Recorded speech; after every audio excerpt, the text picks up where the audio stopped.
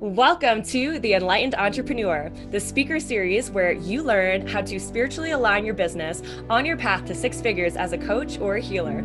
I'm your host, Adrienne Rivera, former fitness coach and best-selling author turned to a clairvoyant intuitive spiritual business coach and breathwork guide.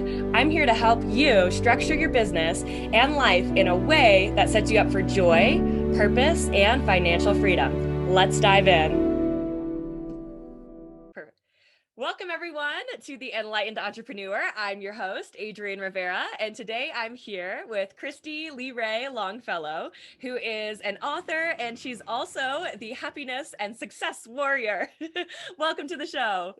Hi, thank you for having me. It's so much fun to be here. Yes, I'm so excited. So today we are really diving in all things, both having it all, success and happiness. We want it all. So I'd love for you to share just a little bit about your life, why happiness and success, why it's both and why not, just one or the other. And I'd love for you to weave in some of your life experiences just with, was there ever a time in your life where you forgot about happiness and it was all success? And just, share with us what your teachings have been. Yeah. Okay. Well, thanks again for having me. And I would say that a few years ago, I was working long hours and I was starting to get depressed. I was really in a funk. I didn't think that I could get any more depressed. And my husband came home and said he was done with me. And Wow. so then I was divorced. I was living in a really nice house and I left it. He told me he was using me for money. So I moved into a little tiny rental and I was probably the worst. I didn't think it could get worse until then. And I slowly started to come out of it and just using some real simple things, practicing acceptance, forgiveness, gratitude, and love. And my life just transformed. My job that I used to feel was really grueling. I'm really enjoying it now. And we've had the most successful year ever, and it's in the middle of COVID. It's crazy. Wow. And I published my book over that time period and have started a whole nother side business. So it's just been phenomenal. Wow. That is a powerful story. And that really, I think, speaks to a lot of us just to know like what working so many hours can do. And it's so inspiring to see you just like you are glowing and vibrating like happiness. I love your smile. And just to know that like anyone listening who feels like maybe they are where you were, like, okay, yeah, I'm working too many hours, that you're giving them hope that they can change. It doesn't have to be this way forever. And also, how it can really affect other areas of your life, such as relationships. So I'd love for you to share as well, like what are your businesses? You mentioned you also have another business. So what are your streams of revenue? Like what is all of Um, it? okay, well, I co-own an independent insurance agency with my sister. We're licensed in just about every state except Alaska and Hawaii. We do commercial business all over the country, mainly small businesses, retailers, things like that, who have been having a pretty tough year. And then I also published a book called Messy Miracles, and starting to do online programs. I'm going to start my first one in January. I'm going to offer it for free, just to get it up and going and weed out some of the things that I want to focus on. I think the thing that really pushed me the most, that my whole book was about and what I learned from it, was when I started all that, I was so depressed and I kept reading manifestation things, and I put this manifestation statement all over my house, everywhere, my car, my calendars, that I am open and ready to receive abundance and financial wealth and happiness beyond what I could ever imagine. And nothing was happening, and nothing was happening. And I'm like, come on, what am I doing wrong? And then all of a sudden, this storm came through my life and it just leveled everything. And so through all that, I've really grabbed onto the idea that some storms don't come to destroy, they come to clear a path.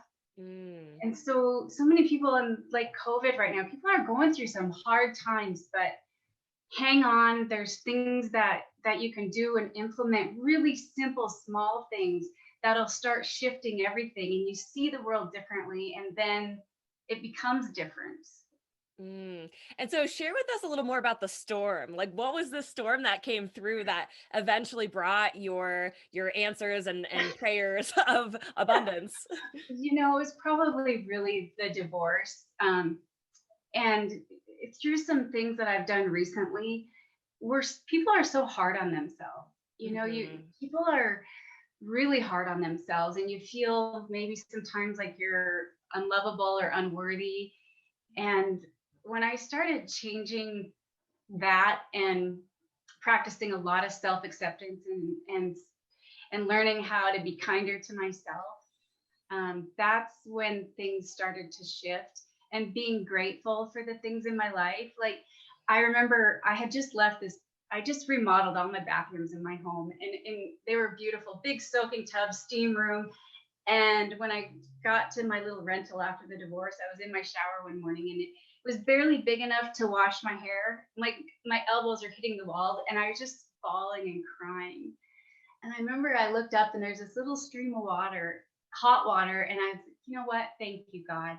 Thank you that I have water that I can bathe in, because I've been a lot of places in the world. People don't have that luxury.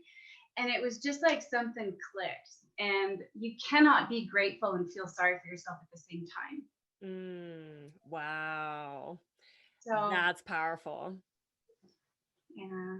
Yeah, and it's something so simple as that, right? And just, knowing that I think especially in our industry of like happiness, coaching, self-development, there is a lot of like what's your goals? What's happening next year? Always looking in the future. And I think that's great. It's amazing to have a plan, but what you really just said really puts it into perspective for our listeners. Like you cannot feel like bad about yourself while you're in a state of gratitude. So even just, being in that state and whatever you're in, that magnifies, right? So if you're like, wow, I can't believe I have amazing water, like what else can happen? That state just draws in and it's rather than, oh, this isn't good enough. Totally, totally. Absolutely. And it really works. It's Yeah. so amazing how fast it can work too. So many more Mhm. things just start coming in to feel grateful for. I love that. That's beautiful. So, share with us some of your tips that have really worked in your life to really create and cultivate happiness. Because I know there's a lot of people listening, and let's say they're a perfectionist. Let's say maybe they've gotten the six figures, maybe they have a great relationship, but there's just something in them that's like, oh, I've got it all, but I just didn't think that it would just feel so meh, and they're not feeling as happy as they wish. You know, I think that if you started thinking, forgiveness probably is the biggest key for me. I mean, if you go through every person in your life and think about if you have a grievance with someone, um, if you're not happy and you have that six figure, there's something going on in here, and Mm, that is so much more important than the money, because you can have. We've seen that over and over. People that have tons of money commit suicide and all those sorts of things. So, but forgiveness, if you can, um, think about everyone in your life you've ever had a grievance with, write it mm, down and really focus on forgiving them and letting that go. I recently wrote grievance letters, and I wow. started 13 pages, single spaced. I just went on and on. And to let it go, because I think so many times we're trying to get from people things they're unable to give. I Hmm. mean, maybe you wanted that certain kind of love or approval or a certain kind of family life and you never got it. Well, it's time to let that go and really forgive and write that letter to that person. I had a biological father who was an abusive alcoholic, and I really, but even my dad that adopted me, I've had grievances with. Getting those all out on paper, I noticed that within my grievances, I was also able to say, but you gave me this too. And then the lighter things would come in. But when I was done writing those letters, I felt this weight just leave. And Wow. so it would be something to consider if you're not Yeah. That's where huge. you want to be in your heart. Right, right. Oh my gosh. Wow. And, I think it's important to note that everything is on a spectrum. And I actually was having a conversation with one of my mentors, and, we were talking about like presence, right? And like things that keep us present versus not. And something that he said really stood out. It was, you know, if you're not present and if you are filling your time, then like what are you avoiding? Like what trauma is unresolved? And I even made a point. I'm like, well, I think I've worked through much. Like, I don't think I've had a lot. He says everything is on a spectrum. It could be one comment that was made in a third grade class by, someone sitting next to you that could still be wounding you and holding you small. And I think that's really important to notice, because not everyone listening may have like, crazy things that happen in their life. And even if you do, like, it's all something to look at. And I love this idea that you're mentioning of grievance letters. I'm curious, what did you do after you had the letters? Like, what did you do with the letters? Well, I'm going to go through them again and use some of the ideas in my next book, but then I'm going to nail them to a cross and burn it. I love it. That is so cathartic. I love it. That's going to be amazing. You have to like watch it burn too. Yeah. Yes. Bye-bye. Yes. Oh, that's amazing. That's beautiful. So, what have you seen throughout your life, perhaps with clients that you've worked with, or friends, or yourself, has really been something that you found? Maybe it is the ego, maybe it's a trait that we have. You mentioned this unforgiveness that is a roadblock, but what are some of the other roadblocks that can really keep one from feeling true happiness? I think that we have a hard time with acceptance. That's another one of my Mm. simple practices, because if something happens we don't like, or something in the past happens, instead of just accepting either what happened or where I am right now, we're trying to fight it. What could I have done differently, or bemoaning the past, or maybe worrying about the future. But if you just stop for a minute and, okay, this happened, that's when you're in that now moment, right? Where your clarity can come in because you're stopped the fight. You just, what next? And I think you really get clarity when you can just accept, and accepting the people in your life. Okay, they're probably not going to change. Right. I can accept them for the way they are, um, so that you can move forward. Yeah. That's beautiful. And I know you mentioned in the beginning that you had struggled with depression. What was your journey to really, going from depression to complete happiness? And I know there's probably a lot of people listening who are probably during this time experiencing depression, probably even more so. So we'd love to hear your journey. I would say it's a constant journey.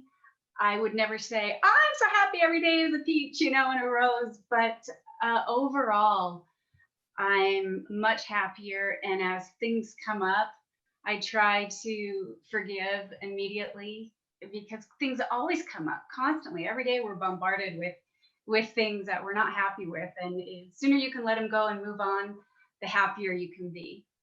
The Hmm. more things you can find to be grateful for. Like, okay, I had a roller skating accident last weekend, but I went and I made the coolest Barbie cake for the sweetest little girl, and Aw. we went roller skating. And I would take this all over again, just to see the joy on her face with her Barbie cake. So I'm gonna roll with this, whatever's wrong with me, and focus on the positive, because it was a fun time.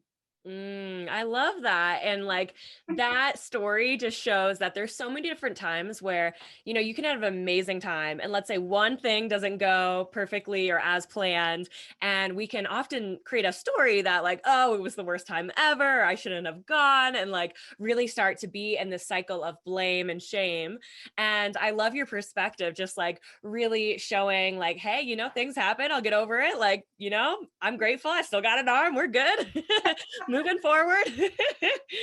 Yeah, that's beautiful. So really going into like you being the warrior of both health, or both happiness and success, I would love to know, what is your definition of success? Ooh, that's a good one. I would say it is knowing your purpose in life and feeling like you are doing what you were meant to do. That's huge. I love that. And like just knowing that, and I had a feeling you were going to say this, like it has nothing to do with money. And I think that's important. And that's the reason why I asked you, because like to have both health and happy, or to have both, well, yes, health is happiness, all of it, to really have it all, we get to, I think, shift how we look at success. And I know that there's a huge audience that is listening that perhaps your parents were conditioned in a way that was like, you have to go to school, you have to have a traditional job, you have to make money, and all of that. And I know that I had that for a while, and the first few years of my business, it wasn't until a mastermind event where I really got deep and realized like, oh, like I'm not putting myself fully out there because I feel like I subconsciously want to fail so that I can use my college degrees and make my dad proud and have stability. So like I realized that even I had this paradigm that like, oh, success is traditional, success is stability, success is all the money that you have saved in the bank and like not doing anything with it except for buying a house. Right? And like that puts so much pressure on us, right? So, Yeah. yeah, do you have anything else to add just about success in general? Um, well, if you're not happy with your life the way it is today, what makes you think you'll be happy when you have a whole bunch of money? You know? Mhm. And um, you will never outperform your own beliefs about yourself, right? So it's really important to know yourself and to do all that deep work where we get to cry and struggle, so that you will realize you are worthy of success. You are loved. You're, an amazing child of God. Who are you not to shine bright and succeed? Mhm. Yeah. That's beautiful. Thank you for sharing those words. And so, as we transition into more of the business side of things, we all know that in order to make impact, we get to make income. So, sometimes it's fun to create income goals. And let's say that, someone listening is looking for a way to create either their first 10K this month or an extra 10K this month. What would be your advice to them? Well, in the insurance industry, it's kind of a numbers game. You basically talk to 10 people, you pitch whatever it is that you have to offer to 10 people. The odds are three will say, "Tell me more, give me a quote, let's talk," and you'll sell one. Mm. So you got to get out there and talk to people. You got to make those connections. Talk to 10 people a day. That's huge. Yes. And it's so simple, but that is really, connections are currency. So I love that tip. That's super valuable. Thank you for sharing that. And you have an awesome free event coming up in January that you are gifting our audience. I'd love for you to share a little bit about that and who you'd recommend it for. Well, I would say anyone who is wanting to get clear on things that might be holding them back. I go a lot deeper into different things you can do for acceptance, to just really take a look at your life and moving into forgiveness, some serious, deep forgiveness, um, practicing gratitude, making it a habit, and learning to love yourself. Because Hmm. I believe that we all have, there's there's a lot underneath that we can uncover if we really take a hard look at how the words and the names we've called ourselves, and we can change those Hmm. from unlovable, unworthy to loved and worthy. Yeah, I love that so much. And yeah, who could not benefit from health and happiness and worthiness and self love? So I really hope that you email her. I'll put the email below this video and get in contact with her for that event.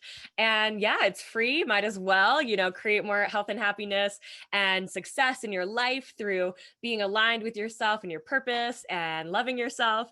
So, yeah, that will be below this video. And of course, you guys listening know I always love learning what really clicked for you. And as you take the time to even pause and be present and think, well, what did I just hear from this interview? Even if it was just one thing, such as her tip of making connections and really the numbers game. Or maybe it was something as simple as gratitude and what we learned today with gratitude. And the next time you take a shower, perhaps tonight, you are like, wow, I can't believe I could take a shower. I can make it hot and cold.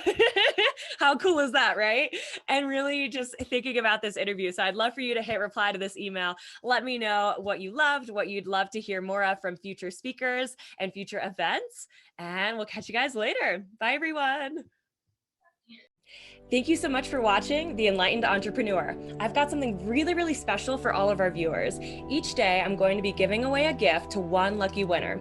All you have to do to enter is send me a message on Instagram at I am Adrienne Rivera, saying day one or whatever day it is on the summit, and I'll let you know by the end of the day if you are one of our lucky winners. See you next time. Hope to see you in the inbox.